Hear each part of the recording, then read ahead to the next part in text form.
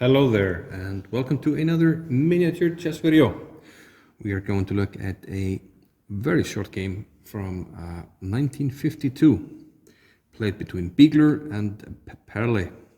This was a correspondence game, and well, White made some pretty bad mistakes that we're going to look at and learn from. d4 and knight to f6. Flexible move, leaving black with plenty of options. Plenty of defenses to choose from after g4. You can play King's Indian with g6, you can play Nimsa Indian with e6, you can play for some Benoni type or Benko type systems. You can even transpose to the Queen's Gambit. Declined, but in this game, black went for e5, the Budapest Gambit, which after d takes e5 has some interesting tricks and traps after knight g4 or knight to e4. But in this game, white went to d5. Which is not considered all that great because black gets a nice square for the bishop here, bishop c5. And note that, okay, black already has two pieces out and white has only moved pawns. So white needs to catch up in development. And that is certainly not what he did here. He made a horrible move here, a move that you see very often at beginner levels and something you should totally eliminate from your game. Played h3. This is not developing a piece, so you fall further behind the development. What's worse, you weaken this diagonal here, and you're preventing a threat that does nothing. If it were black to move, and he played knight to g4, what do? There's a threat here. You block it. Now, wouldn't it be better to have played the move such as knight c3, and then play e3 if he plays knight g4? Of course. So h3, waste of time. You're preventing something that does nothing. So develop, important lesson, and white's punishment in this game was swift and thoroughly deserved.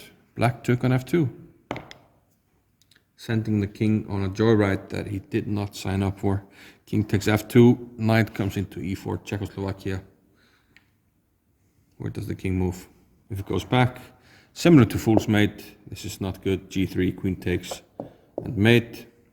So the king has to go on a field trip. Like I said, king f3 was played.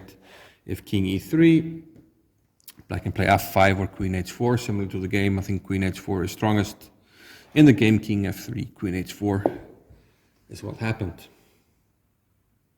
And now white is in a world of hurt.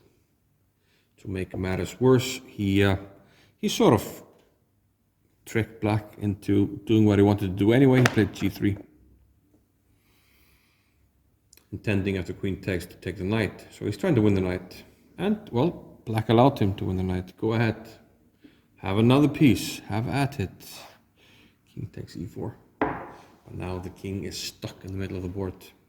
And black has a very nice sequence here. In fact, it's forced mate in 4 moves. Can you find it? Black to move and mate in 4 moves. Take your time, pause the video and come back. But I will now reveal the solution, which is quite nice.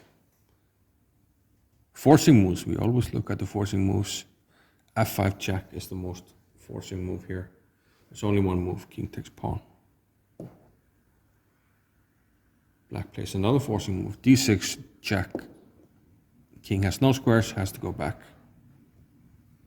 And on our third move, we play another forcing move. And the first one was just to play d6 with tempo, so we can free the bishop.